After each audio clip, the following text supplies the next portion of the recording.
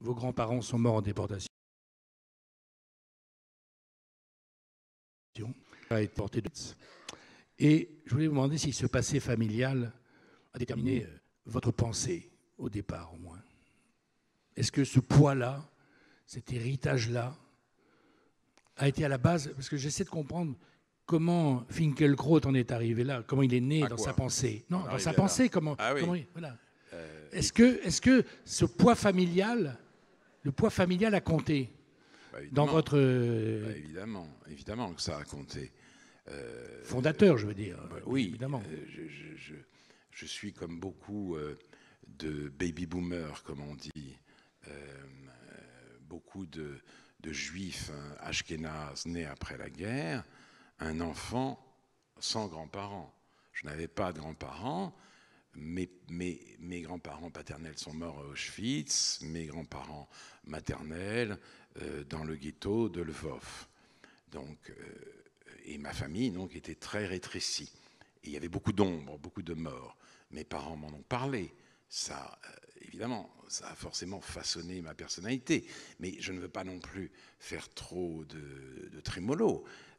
J'ai fait des études, j'ai commencé à écrire des articles, j'ai écrit 2 livres avec Pascal Bruckner qui ne traitaient pas du tout de cette question-là. Le nouveau désordre amoureux oui. Et Au coin de la rue, l'aventure. Mais effectivement, à un moment donné, je me suis dit que je devais en venir à la question juive parce que j'avais été très impressionné dans mon enfance et mon adolescence par la lecture des réflexions sur la question juive de Sartre et par la dichotomie que fait Sartre, cette opposition entre le juif authentique et le juif inauthentique. Le juif authentique, c'est celui qui assume sa condition. Le juif inauthentique, c'est celui qui veut s'en évader pour se fondre dans la masse, pour ressembler à tout le monde. Et j'étais très fier d'être un juif authentique, puisqu'en effet, je m'affirmais comme tel. Et j'étais même, dans mon imagination, prêt à en découdre avec le premier antisémite venu. Or, j'ai constaté peu à peu... Alors, vous écrivez dans ce livre, je vous interromps 2 secondes, vous écrivez dans ce livre, j'ai été un juif imaginaire. Voilà. Vous dites ça, vous écrivez ça. Oui, j'ai été un juif imaginaire. C'est le titre d'ailleurs de mon premier livre en solitaire. C'est-à-dire, j'ai compris que cette... comment dire, attribution. Voilà, il y avait une autre dichotomie, celle de Hannah Arendt, entre le parvenu et le paria. Je m'imaginais être un paria. Or, je jouais la comédie du paria, puisque j'étais précisément protégé de l'horreur antisémite par la mémoire, par l'Holocauste tout proche. Donc je me suis dit, c'est une forme de cabotinage identitaire. Et comme il ne s'agit pas simplement de moi, mais d'une posture qui était celle de ma génération, j'ai voulu en faire un livre, précisément pour sortir de cette posture et pour revenir à une véritable fidélité. Fidélité difficile pour moi, parce que mes parents m'avaient dit beaucoup de choses, m'avaient élevé aussi en me racontant les tragédies de leur propre famille, mais ils ne m'avaient pas élevé dans la tradition, ni dans l'étude, ni dans l'observance. Donc, oui, je n'avais pas grand-chose à quoi me raccrocher.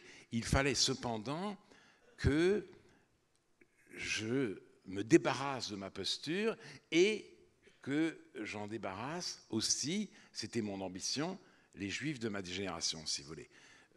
Il y a une association, au demeurant tout à fait, louable, fondée par Serge Klarsfeld, les fils et filles de déportés. Et c'est en tant que fils et filles de déportés qu'ils vous disent comment voter, etc.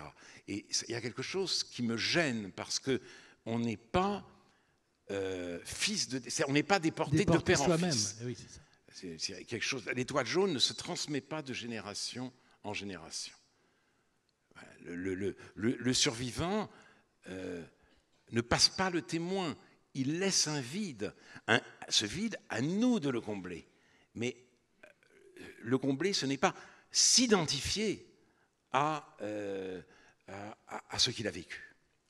Alors, je voudrais qu'on parle de votre rapport à la France, parce que c'est assez fascinant et passionnant.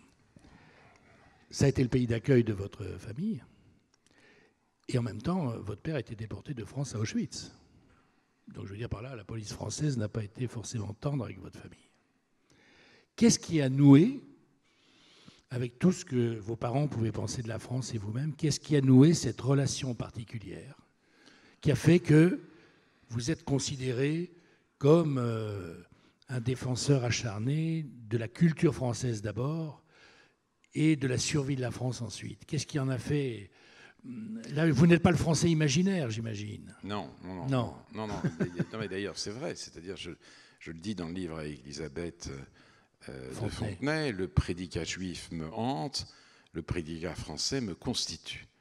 Évidemment, mais c'est assez étrange pour moi de me retrouver dans cette position de porte-parole, de défenseur de la France, de la civilisation française, de l'identité française, de la continuité historique de la France, avec le nom que je porte.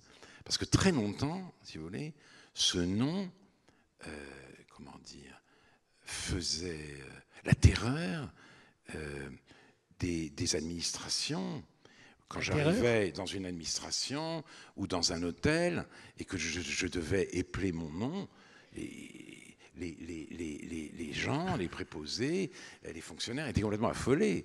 Attendez, vous pouvez répéter, il y a un I entre le K et le E, etc. Et maintenant, j'en suis arrivé à cette situation, et mon nom, en effet, est devenu très prononçable, ce qui me touche. Mais c'est un cheminement, pour moi en tout cas, pour les autres, je ne sais pas, mais pour moi, ce n'était pas donné d'avance. Mes parents éprouvaient, c'est vrai, une certaine méfiance. Mon père a été déporté de France, ses parents aussi, alors qu'ils se rendaient en zone libre. Ils ont été dénoncés par un passeur, ils sont arrivés à Auschwitz. Mon père ne l'a pas su, il y était déjà, mais ils ont été directement envoyés à la chambre à gaz. Et mon père m'a raconté une histoire tout à fait extraordinaire, enfin inouïe. Il rentre à Paris, il arrive avec d'autres déportés à l'hôtel Lutetia. Son frère, qui lui était en zone libre, donc vient l'accueillir en disant nos parents ne sont pas rentrés, mais j'attends. Donc mon père apprend de son frère que leurs parents ont été déportés à Auschwitz, et c'est mon père qui annonce à son frère qu'ils sont nécessairement morts parce que des gens de cet âge ne pouvaient pas survivre. Ils étaient immédiatement envoyés à la chambre à gaz. Nous avons bénéficié d'une naturalisation collective, mes parents et moi-même. J'avais 1 an, donc il n'était pas écrit. Il n'était pas écrit que vous ayez... Non, et voilà, et eux-mêmes gardaient malgré tout une certaine distance.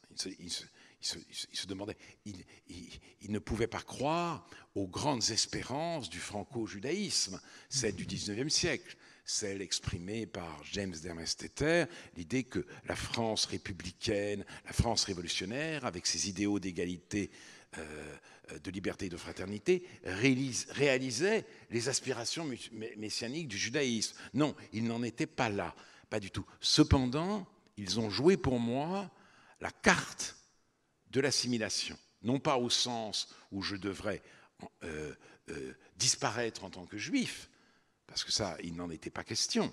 Mais, voyez,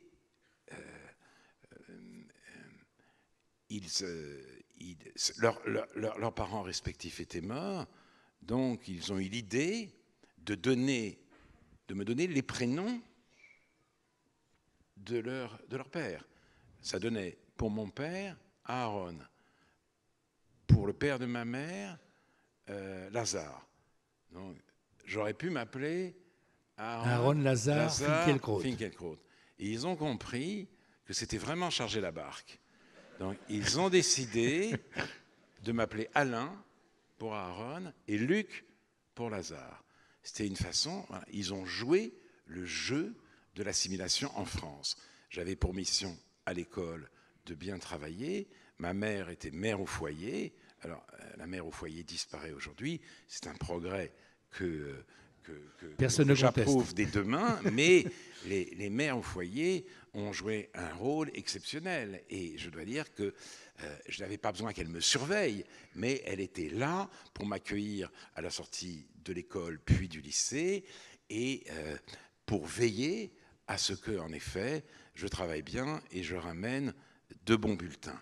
Mais il n'empêche que pour moi, la question française ne se posait pas. La question juive, oui, je l'ai dit, j'ai commencé à écrire le Juif imaginaire. La France, c'était plutôt une carte d'identité qu'une identité. D'autant que j'ai d'abord été gauchiste, et pour le gauchisme, la nation, l'international et de soi, la nation, c'était une fiction destinée à masquer la lutte des classes. Alors, il y avait pour les Juifs l'exception israélienne, il n'empêche. Donc, après, je me suis éloigné du gauchisme, mais là encore, je raisonnais en termes purement politiques, la démocratie contre le totalitarisme. Et j'en suis venu à prendre conscience de mon identité française quand j'ai vu la France se fragiliser. D'abord à travers la crise très grave de la transmission, de l'héritage. Si vous voulez. Jules Ferry avait créé l'école publique pour faire de tous les Français des héritiers de l'histoire française. Voilà pourquoi il ne voulait pas, lui le républicain, que l'histoire de France commence à la Révolution. Et or, au nom de principes égalitaires mal compris, l'enseignement de la culture française, l'enseignement de l'histoire française se faisait de plus en plus mal. L'école tendait à produire des ignorants. En même temps, l'identité française était attaquée de l'extérieur. La France subissait et subit un très grand changement démocratique. Il y a une fracture en France et de plus en plus de Français, de gens nés français, qui font état sans problème de leur haine de la France. D'ailleurs, l'émission à laquelle j'ai participé, l'émission de David Pujadas, La Grande Confrontation, était à cet égard extrêmement intéressante. On dit, n'allez pas à ce genre d'émission, ça fait du buzz, ça fait du clash. Pas du tout, pas du tout. Il y avait là une chercheuse, Malouba Soumaoro, je crois, j'espère ne pas me tromper dans la prononciation de son nom, qui était très agressive à mon égard, et très agressive à l'égard de la France. Elle est professeure à l'université, et elle dit la France est raciste. Et en plus, votre vieux monde, oui, très intéressant, vous paniquez parce que votre vieux monde va périr. C'est-à-dire la France telle que nous la connaissons. À ce moment-là, Francis Piner, l'avocat, qui avait été l'avocat de la Grande Mosquée de Paris au moment des procès de Charlie Hebdo. Il pique un coup de sang. Il lui dit non, là c'est pas possible. Là, je ne vous permettrai pas de dire ça. Oui, il y a des actes racistes en France, un peu ce que je disais d'ailleurs à propos des violences conjugales. Il y a des actes racistes en France, ils sont répréhensibles, mais vous ne ferez pas de la France un pays raciste. De même, je ne crois pas qu'on puisse dire que la France est un pays sexiste et misogyne. Mais elle dit, moi, écoutez, je suis français, je dis ce que je veux, je fais ce que je veux. Et à ce moment-là, j'interviens pour lui dire, mais écoutez, vous êtes professeur, vous êtes en France, donc vous pourriez témoigner d'un peu de gratitude. De gratitude. Envers la France. Oui, mais bien sûr. Et elle éclate de rire, et David Pujadas, pour clarifier les choses, se tourne vers moi et dit, mais qu'est-ce que vous voulez dire? Je dis, je vais vous le dire. Je suis moi-même enfant d'immigrés. On ne disait pas, on ne parlait pas comme ça, mais enfin, c'est vrai. Mon père était même apatride, et c'est au titre d'apatride qu'il a été convoqué avec le Villebert avant la rafle du Veldiv et interné avant Auschwitz au camp de Bonne-la-Rolande. Voilà, j'ai bénéficié d'écoles républicaines. J'ai pu devenir professeur à l'école polytechnique. Et j'ai la chance d'avoir un accès direct à la culture française, qui est à son immense littérature. C'est ça la gratitude. Et à ce moment-là, donc je pense qu'elle pourrait en témoigner. Et à ce moment-là, une représentante du Parti des écologistes se tourne vers Pujadas pour dire « Regardez, il vient de l'insulter ».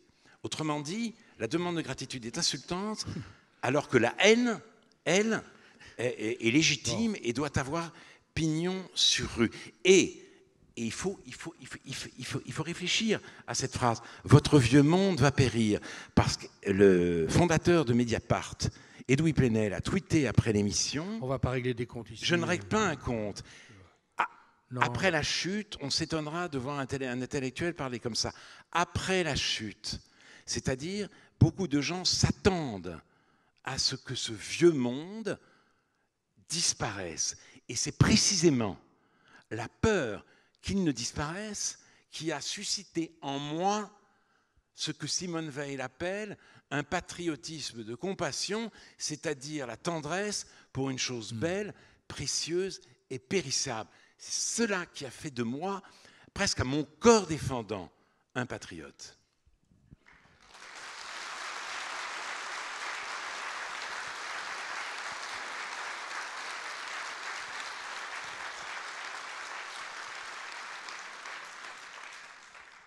Dans ce livre, vous parlez de vos maîtres et des gens qui ont forgé ou qui vous ont aidé à forger votre pensée.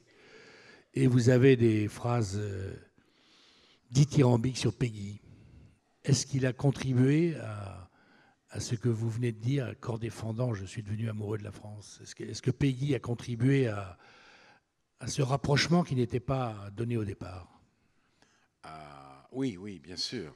Ça a été un grand tournant pour moi, la lecture de Péguy et l'écriture d'un livre sur Péguy. C'est l'inventeur des hussards noirs, non? Comment? Péguy, c'est l'inventeur de l'expression? Oui. C'est lui qui parle des hussards noirs de la République, svelte, sévère, sanglé.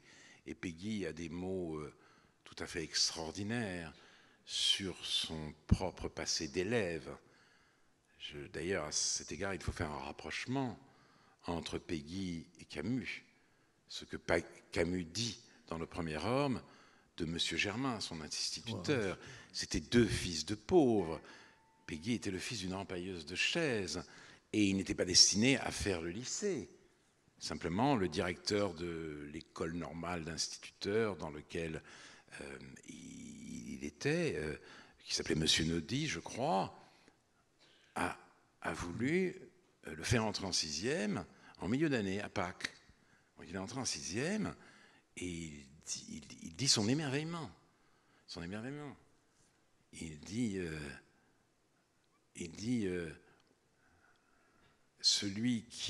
l'enfant qui a des... Attendez, je vais vous le lire.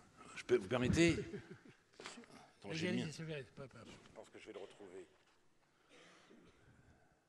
Ah bah oui, en plus je tombe sur la page alors. Mais est-ce que je l'ai souligné pour vous? Non, je n'ai pas suivi pour vous, mais je l'avais lu aussi.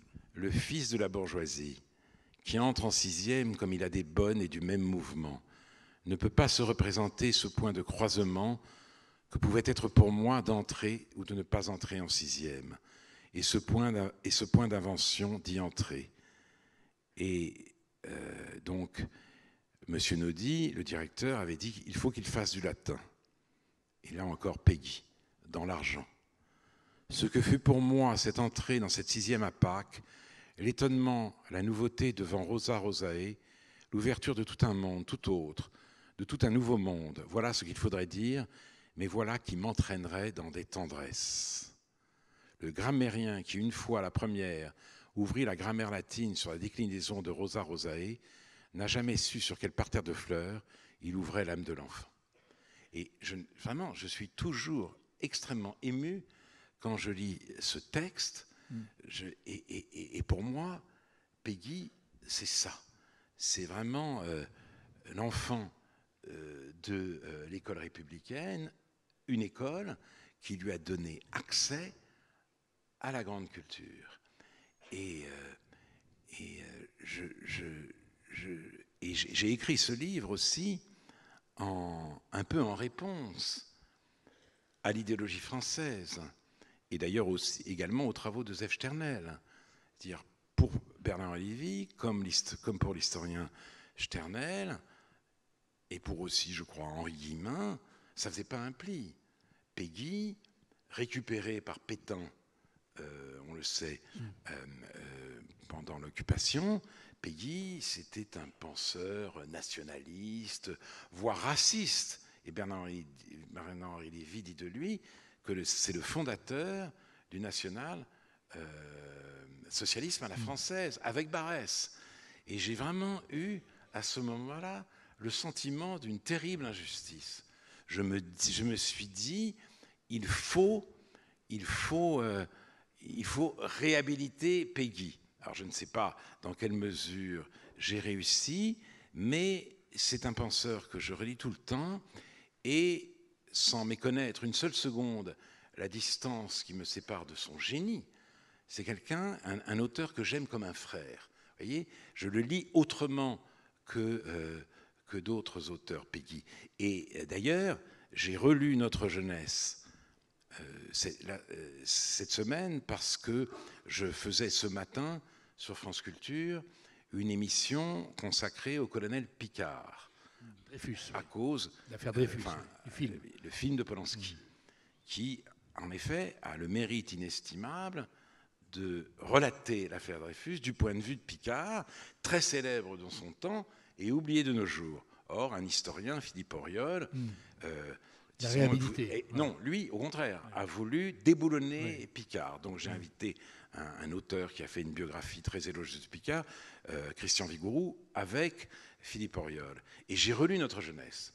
Et je suis tombé de la même manière sous le charme de cette pensée à fleur de peau et extraordinairement puissante.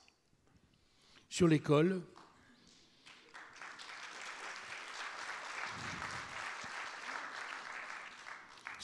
vous avez eu des propos assez durs, même très très durs. Et le problème, c'est que souvent vous généralisez, c'est-à-dire on dit les profs, l'école, etc. Je pense que l'école, ça change selon les endroits, selon les professeurs. Et ce qui est un petit peu gênant quand vous l'attaquez comme ça, c'est que vous globalisez peut-être un petit peu des choses qui se passent évidemment, mais est-ce que c'est l'école d'aujourd'hui ? Toute l'école d'aujourd'hui. C'était l'école d'aujourd'hui, si j'ose dire, jusqu'à hier matin.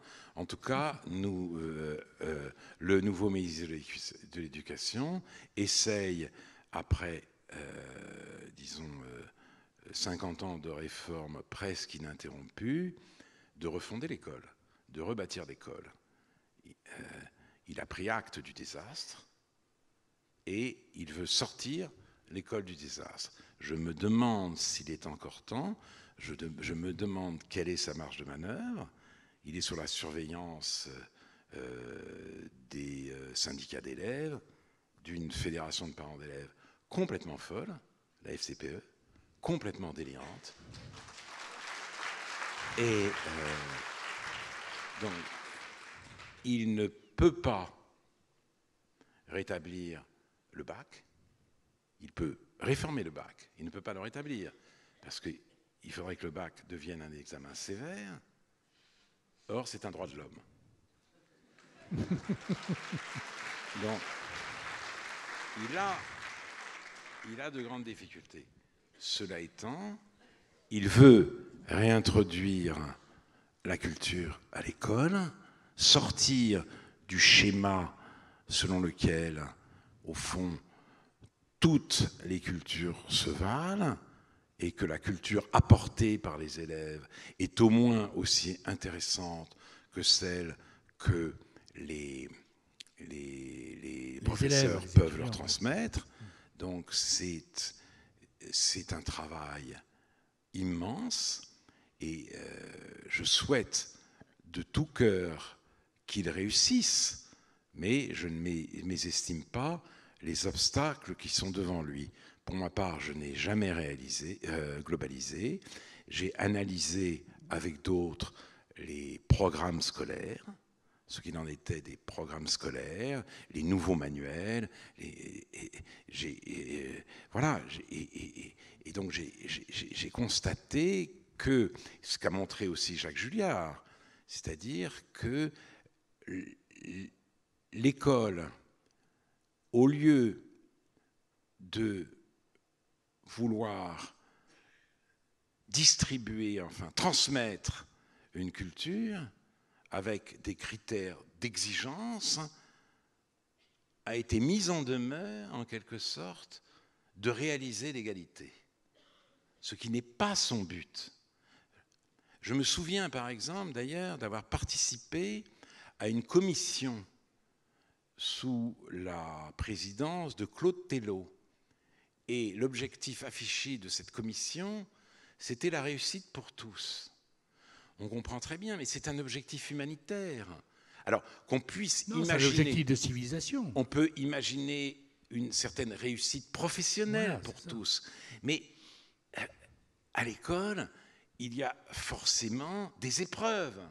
Et s'il y a des épreuves, il y a des gens qui réussissent et des gens qui échouent. Ceux qui échouent, il faut les aiguillonner ailleurs, bien sûr. Il ne faut pas les abandonner. Mais vous voyez bien que si, dans tous les domaines, vous disiez la réussite pour tous, on ne pourrait plus jamais donner de concerts, il n'y aurait plus jamais de courses d'athlétisme. Ce slogan, en tant que tel, n'a strictement aucun sens. Il substitue au but de l'école un but humanitaire. Il faut que ce soit une chance. Il faut quand même que ce soit une chance pour tous. Voilà. Il faut une chance pour tous. Il faut multiplier les critères. Il faut revaloriser l'enseignement professionnel. Il ne faut n'abandonner aucun élève, bien entendu. Mais la réussite pour tous, c'est tout autre chose qui, à mon avis, conduit à dévoyer l'école et à lui faire oublier ses finalités essentielles.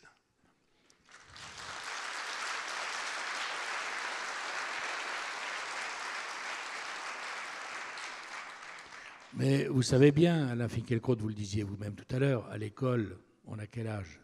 15, 14, 15, 16 ans. On a le droit à des espérances, y compris universitaires, après 15-16 ans. Laisser les gens peut-être grandir avant de les soumettre à une épreuve définitive pour leur vie. Vous voyez ce que je veux dire ? Vous savez bien comment ça se passe. Bien sûr, mais évidemment, ces espérances doivent être entretenues. Mais ces espérances, si vous voulez... de toute façon, en plus, la réussite pour tous, ça ne veut rien dire. On peut, effectivement, créer, au nom de la réussite pour tous, un bac pour tous. On l'a fait, à peu près. Et vous voyez bien que tous les ans, les médias s'enchantent du nouveau cru. Alors c'est 87%, donc 90%, c'est mieux que l'année dernière. Et tous les ans aussi, on voit des élèves devant le tableau d'affichage et des jeunes filles et des jeunes gens avoir une espèce de crise d'hystérie quand elles voient les résultats. C'est tout à fait saisissant, parce que quand le bac signifiait quelque chose, il y avait 60% de reçus. Ceux qui réussissaient n'étaient pas hystériques, ils étaient contents. Maintenant que la réussite est garantie, c'est des scènes de joie à n'en plus finir. Mais c'est reculer pour mieux chuter, puisqu'il y a l'université, il y a la première année, il y a l'hécatombe.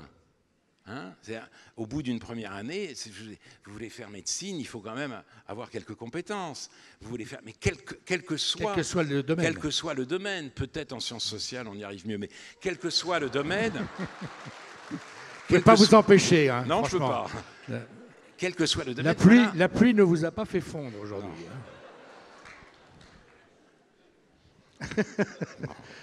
Bon, on va passer à un autre sujet consensuel, la laïcité par exemple. Voilà. Pourquoi se priver ? Non, je dis ça sérieusement. La laïcité, c'est un... Voilà, on en reparle, c'est une crise qui apparemment ébranle beaucoup de gens qui ont du mal à se situer.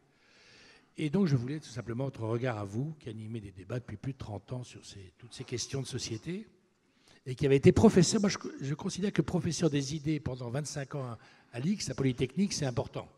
Je trouve que ça donne une crédibilité historique et professionnelle. Donc, que pensez-vous de ce qui se passe en France sur ce point-là depuis, un gros mois, on va dire? Sur quoi? Sur la laïcité? Oui, sur la laïcité, sur le voile, sur les signes extérieurs, sur tout ce débat qui fracture les uns les autres. Je pense que quand Jean-Michel Blanquer a dit... Décidément, c'est votre référence. Oui. C'est votre Peggy. C'est non. votre Peggy. Ah non, ah non, ah non. Ah, bon. Je savais que je ne pouvais pas aller jusque-là. Non, non. Et puis vous pouvez interroger sur mes dettes, parce que j'essaye, dans ce livre, d'acquitter mes dettes. Voilà. Donc il est beaucoup, beaucoup question de Milan Kundera, par exemple. Voilà. Blanquer, ce n'est pas une question de dette du tout. Simplement, il a eu cette phrase très audacieuse: le voile en soi n'est pas souhaitable dans notre société. 71% des personnes interrogées lors d'un sondage, c'est énorme, plus de 2 sur 3, ont été d'accord avec lui. Il n'annonçait aucune mesure, aucune préconisation. Ce n'était évidemment pas son intention d'interdire le voile dans l'espace public. Ce n'est pas la vôtre non plus. Mais bien entendu. Mais il disait quelque chose de très fort. D'ailleurs, le président Macron avait lui-même dit dans un autre entretien, qu'il a sans doute oublié, que le voile était contraire à notre notion de la civilité. C'est-à-dire, il a montré que la question du voile n'était pas avant tout une question de laïcité. C'est une question de civilisation. Il faut quand même le dire et l'admettre. La civilisation française, contrairement d'ailleurs à ce que certaines néo-féministes prétendent, repose sur une tradition de la mixité heureuse. David Hume disait de la France au XVIIIe siècle que c'était la patrie des femmes. Et tous les voyageurs étrangers étaient frappés par cette présence très ostensible des femmes du haut en bas de la société. Et cette tradition ne s'est jamais interrompue. Elle a été prolongée, modifiée par la Révolution, par l'accès progressif à l'égalité, mais c'est quelque chose de consubstantiel à la France. Le voile islamique, c'est autre chose. C'est un autre règlement du commerce des sexes, la séparation et l'idée qu'il y a quelque chose de diabolique dans le corps féminin, qu'elle doit dissimuler sa chevelure, parce que dans sa chevelure, il y a de la luxure qui peut rendre les hommes fous. Les cheveux, ce serait comme la porte du diable. En France, on ne raisonne pas comme ça, on ne pense pas comme ça, il y a voile et voile peut-être aussi, on ne vit pas comme ça. Et effectivement, les Français éprouvent un étrange sentiment, un sentiment d'étrangeté dans leur pays lui-même, lorsque, à Dreux, à Évreux, à Strasbourg ou ailleurs, il y a beaucoup de femmes voilées, souvent de la tête aux pieds, dans les rues de leur ville. Et ils se disent, mais qu'est-ce qui se passe? Et ce sentiment est tout à fait légitime, car on dit, c'est au nom des droits individuels qu'il faut autoriser le voile, qu'il faut non seulement l'autoriser, mais même l'approuver et le prescrire. Liberté de conscience, droits individuels. Mais là encore, il y a un droit qui doit être respecté et entretenu. C'est ce que Ortega y Gasset appelait le droit à la continuité historique. La France a le droit à la continuité historique et l'hostilité française à l'islam est une chance, au voile, est une chance pour l'islam. Parce que l'un des problèmes de l'islam, c'est précisément le rapport aux femmes, le refoulement que tout cela implique, pour les femmes comme pour les hommes. Et toute une part de la violence islamiste procède de là. Et là, il y a la chance d'un autre rapport des hommes et des femmes que, franchement, les musulmans de ce pays devraient saisir. Certains le font d'ailleurs, car ce sont souvent des hommes et des femmes d'origine musulmane qui se révoltent contre ce qu'ils ou elles appellent l'envoilement. Donc, je crois qu'il faut situer ce problème à son juste niveau. Cependant, évidemment, la laïcité est impliquée, et là, je suis d'accord avec le printemps républicain, d'accord avec d'autres aussi, contre, malheureusement, le gouvernement actuel. Une femme voilée qui devient une accompagnatrice scolaire, en tant qu'accompagnatrice scolaire, appartient au service public scolaire et a un devoir de neutralité. Alors là, on me dit quelque chose. D'abord, on l'appelle la maman voilée. Et là, je veux faire un point d'ordre. Il faudrait que le CSA, s'il servait à quelque chose, interdise dans les médias, et notamment à la radio et la télévision, l'usage du mot « maman ». Nous ne sommes plus des enfants. Ce sont des mères voilées. Voilà. Je suis papa pour mon fils, mais pour les autres, je suis le père de mon fils. Et donc, voilà. Donc les mères voilées, on dit attention, s'il n'y a plus de mères voilées pour accompagner un fils, il n'y aura plus de sortie scolaire. Ouais. Ce qui tendrait à laisser penser que dans des villes ou des communes de plus en plus nombreuses, il n'y aurait que des mères voilées. Il y a de quoi s'inquiéter et il y a de quoi réfléchir à notre politique migratoire. Voilà.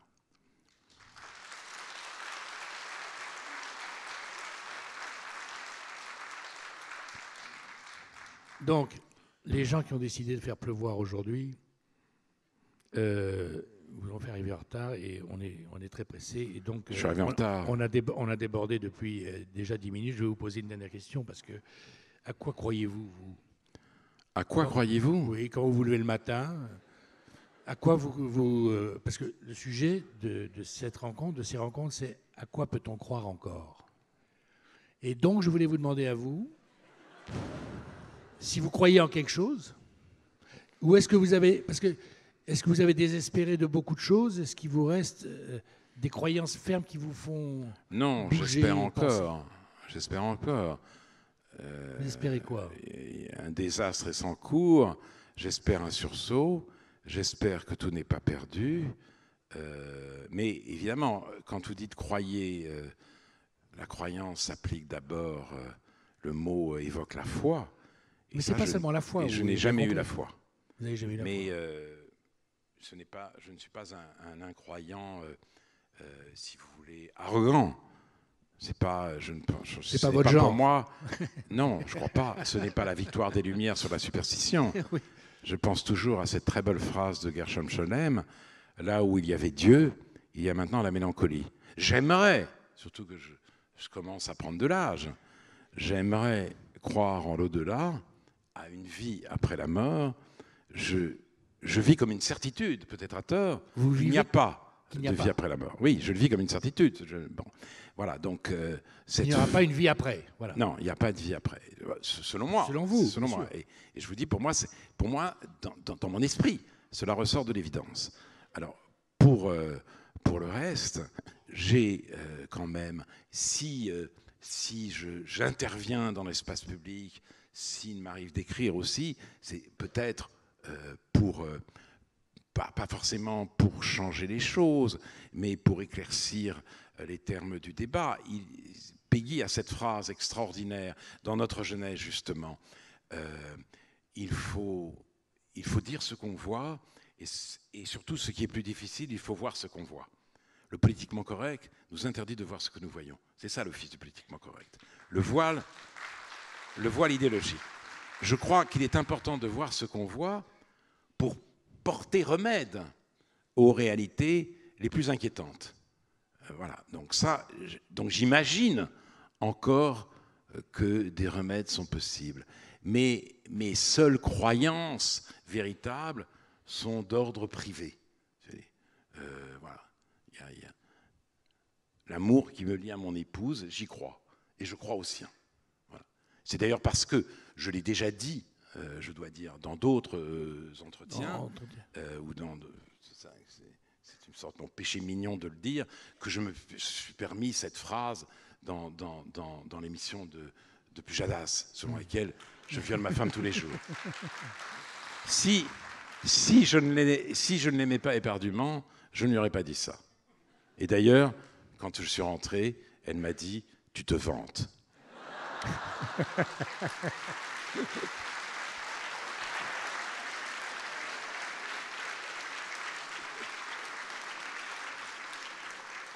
Elle a plus d'humour que vous, votre femme. Comment ? Elle a plus d'humour que vous, votre femme. Vous trouvez ? Ah, je l'ai trouvée forte, là. Oui, oui. Elle est bonne, hein ? Elle est brillante. Ah, oui, non. Elle mérite d'être aimée. Absolument. Voilà. Malheureusement, c'est le terme de cette rencontre. Vous n'aimez pas sortir, vous n'aimez pas être sous la pluie, vous n'aimez pas prendre l'avion, vous détestez tout ce que vous avez fait ce matin. Ah non. Non, ce matin, pour venir, le trajet. Ah oui. Et donc, non, c'est pour vous remercier d'autant plus d'être venu jusqu'ici, rencontrer des gens, ce que vous ne faites pas tout le temps. Vous avez fait beaucoup d'émissions, mais c'est bien que le public puisse aller. On a essayé d'aborder les sujets qui, en ce moment, occupent nos consciences et nos pensées. Et le but, c'était que chacun puisse savoir exactement pourquoi, comment et dans quel but vous aviez vos propres pensées, que vous n'hésitez pas à dire publiquement et assez sauvagement de temps en temps, comme ça, parce que vous avez envie de donner plus de force à votre argumentation purement raisonnée. Et c'était aussi bien de vous voir bouger à un moment où vous passez comme ça, parce que vous êtes engagé dans ce que vous dites. Vous êtes un homme engagé pour de vrai. Vous habitez ce que vous pensez. Merci. Et c'est agréable de voir ça. Merci, monsieur. Merci beaucoup.